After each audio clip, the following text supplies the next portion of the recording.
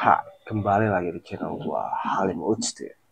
Kali ini gua akan menceritakan sebuah kisah horor, yaitu lift lantai 13.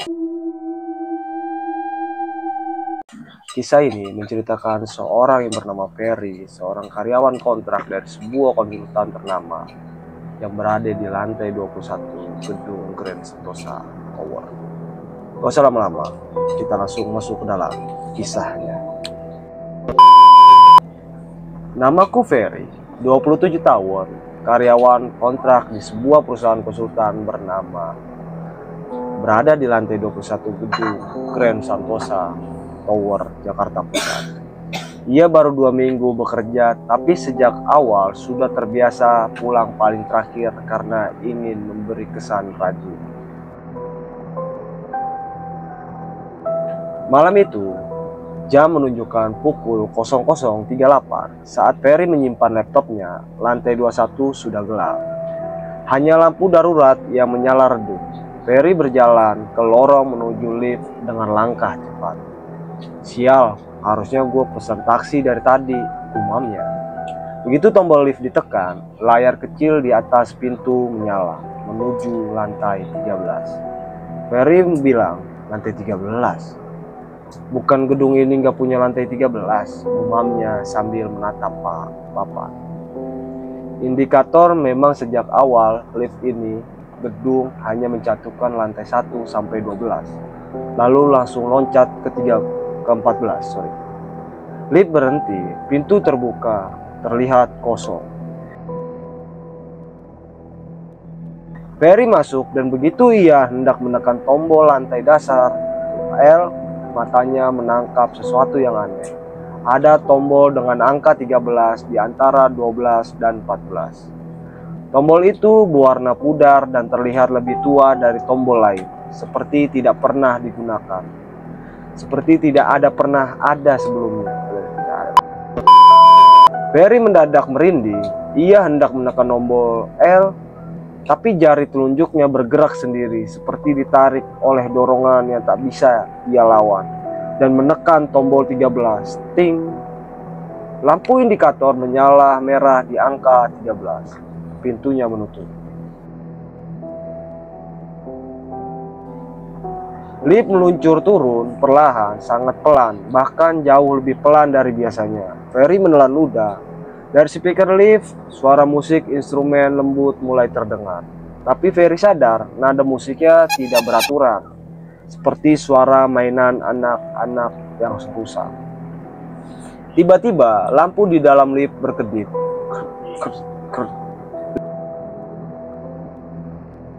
Lift berhenti, pintu terbuka perlahan. Tapi bukan lantai 13 seperti yang ia kira. Yang terlihat di depan adalah koridor panjang yang remang dengan lampu redup menggantung di langit-langit. Dindingnya bukan seperti gedung modern, tapi terlihat seperti lorong hotel tua zaman kolonial. Ferry melangkah keluar. Langkah pertamanya terasa berat.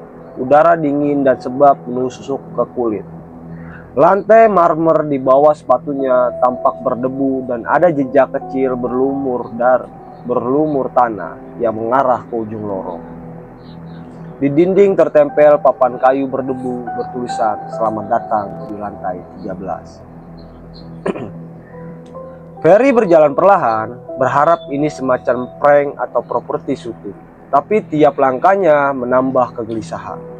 Dari ujung lorong, ia melihat satu pintu terbuka sedikit. Di atasnya tertulis "Ruang Meeting 13A". Rasa penasarannya menuntunnya ke sana. Saat mendorong pintu, ia mendapati ruangan dengan meja panjang, 13 kursi, dan papan tulisan dengan tulisan besar. Semuanya harus hadir sebelum dimulai. Dari ujung ruangan ada kamera kecil yang menyala merah, seolah merekam Ferry. Tiba-tiba semua kursi bergerak sendiri. Kursi-kursi itu bergeser seperti ada orang duduk tak kasat mata. Dan sekejap kemudian 13 kursi itu terisi, tapi bukan oleh manusia biasa. Wujud mereka kabur, kepalanya menunduk, beberapa mengenakan jas lusuh, Yang paling dekat dengan Ferry tampak seperti wanita berambut panjang, wajahnya tak terlihat. Salah satu dari mereka menoleh perlahan ke Ferry, lalu semuanya menatap Ferry bersamaan. Ferry panik, ia mundur dan berlari kembali ke lorong, tapi koridor itu kini tak ada ujungnya. Sejauh mata memandang, lorong itu memanjang dengan lampu-lampu berkedip dan suara-suara langkah kecil di belakangnya. Tap, tap, tap. Seakan sesuatu sedang mengejarnya. Ferry menoleh cepat, tak ada siapa-siapa. Tapi di dinding kini tertulis dengan darah, "Kamu sudah masuk, sekarang giliranmu duduk." Ferry berteriak, ia akhirnya menemukan kembali lift yang terbuka. Ia masuk, menekan semua tombol, tapi tak satu pun menyala. Akhirnya tombol 13 kembali menyala dengan sendirinya. Lift bergerak naik cepat. Ferry terjatuh saat pintu terbuka. Ia berada di lobi Grand Sentosa. Lampu-lampu terang, security berdiri di dekat meja. Orang-orang lalu lalang seolah tak ada yang aneh. Ferry gemetar dan berlari keluar gedung. Namun saat ia menoleh keluar lift dari luar, angka 13 tetap menyala di atas pintu. Dan dari kejauhan, ia melihat sosok yang sangat mirip dirinya berdiri diam di dalam lift. Menatap dengan senyum aneh. Sudah 3 hari sejak Ferry keluar dari lift lantai 3, tapi hidupnya tak lagi sama. Ia tidak bisa tidur. Setiap malam, ia terbangun tepat pukul 00.13.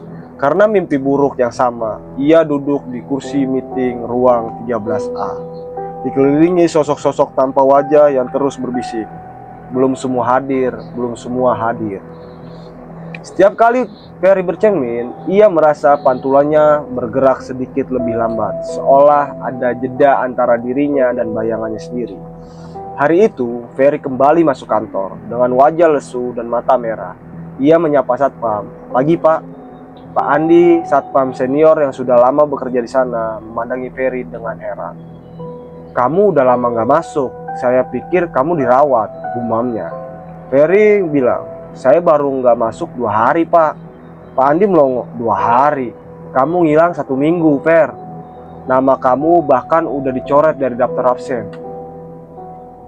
Ferry naik ke lantai 21, rekan-rekan kerjanya terkejut melihatnya. "Woi, gila lo Fer, lo kemana aja? Lo nggak buka WA? Kami pikir lo hilang," kata Lucy, rekan satu kerjanya. Ferry kebingungan, ia membuka ponsel dan benar, pesan dari grup kantor masuk terakhir seminggu yang lalu. Setelah itu, tidak ada aktivitas, padahal ia merasa hanya tidur 2 malam. "Gue nggak sempat pingsan di rumah. Gue sempat pingsan di rumah, mungkin lupa waktu," jawab Ferry, mencoba masuk akal. Namun yang membuatnya makin takut adalah saat ia membuka rekaman CCTV kantor, berharap membuktikan bahwa ia sempat turun dari lift pada malam kejadian. Tetapi tidak ada data. Rekaman antara pukul 00.30 dan 01.15 kosong total. Gelap, tidak ada rekaman apa-apa. Ia lalu mengecek log tombol lift malam itu. Anehnya, tidak ada aktivitas tombol ke lantai 13, seolah lantai itu tidak pernah ada. Malamnya, Ferry berusaha tidur lebih awal, tapi mimpi buruk kembali datang. Ia berada di dalam lift, tapi bukan sendirian. Ia bersama dirinya sendiri. Kembarannya itu berdiri diam, memandangi dengan ekspresi kosong, lalu berkata, "Kamu meninggalkan kursimu, tapi kursimu masih menunggumu." Saat Ferry terbangun, ia langsung menuju cermin kamar mandi, dan kali ini pantulannya tersenyum. Bukan dirinya, tapi bayangan sendiri yang tersenyum lebih dahulu. Ferry langsung menghancurkan kaca dengan sikat besi. Tapi di antara pecahan kaca, pantulan wajahnya tetap terlihat utuh, tersenyum menatap ke arahnya dari sudut-sudut kecil. Setelah mentalnya semakin goyah, Ferry mencoba mencari tahu apakah ada orang lain yang pernah mengalami hal yang sama. Ia membuka forum Urban Legend dan menemukan satu postingan dari tahun 2019. "Saya masuk ke lift lantai 13 di Grand Sentosa. Sekarang saya tidak tahu apakah saya masih hidup atau hanya pantulan dari seseorang yang dulu pernah jadi saya. Akun itu bernama Arta Sembiring 87. Ia mencari nama itu di media sosial dan menemukan profilnya, tapi akun tersebut sudah tidak aktif. Ia menelusuri lebih jauh dan akhirnya menemukan alamat kantor lama Arta di gedung yang sama. Ferry nekat datang ke sana. Perusahaan itu kini kosong. Namun di meja resepsionis, ia menemukan ID card Arta tergantung di belakang kursi, seolah baru ditinggal seseorang sebentar. Di meja ada secarik catatan.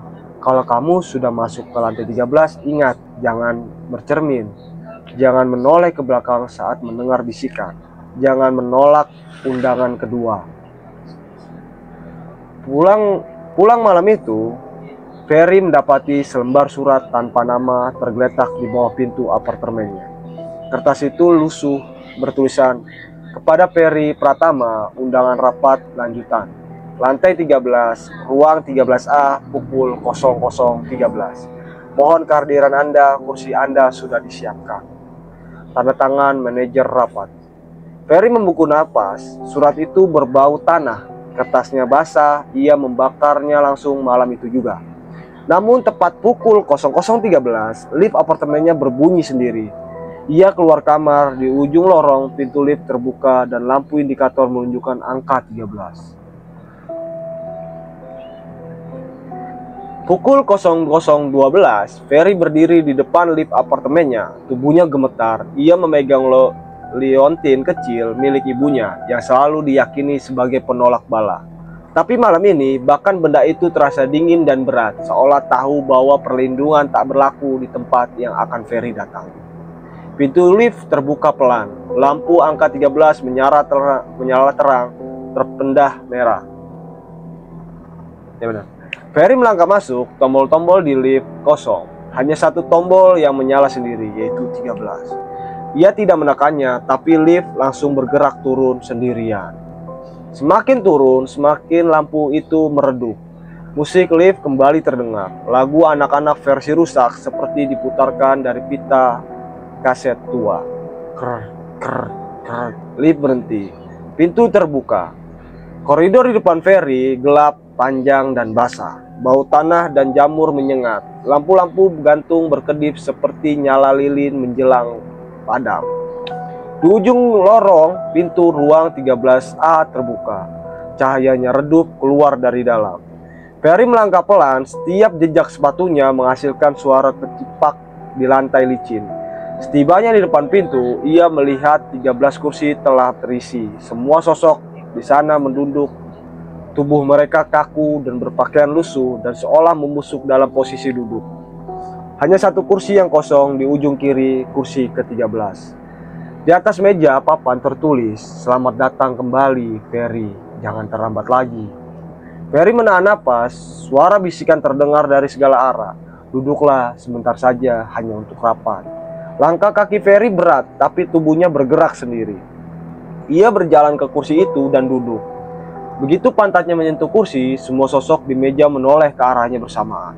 Mereka bukan manusia, wajah mereka rusak, hancur, sebagian tidak punya mata, dan salah satu di antaranya mengenakan pakaian yang persis seperti Ferry kenakan malam pertama ia masuk lift. Wajahnya sama persis dengan Ferry, itu Ferry juga, tapi berbeda, lebih dingin, lebih kosong. Sosok itu tersenyum lalu berkata, "Akhirnya lengkap. Sekarang kamu bisa istirahat. Aku yang gantikan tugasmu di atas." Ferry ingin berteriak, tapi mulutnya terkunci. Ia tidak bisa sendiri, tangan dan kakinya mati rasa. Matanya hanya bisa menatap ke depan.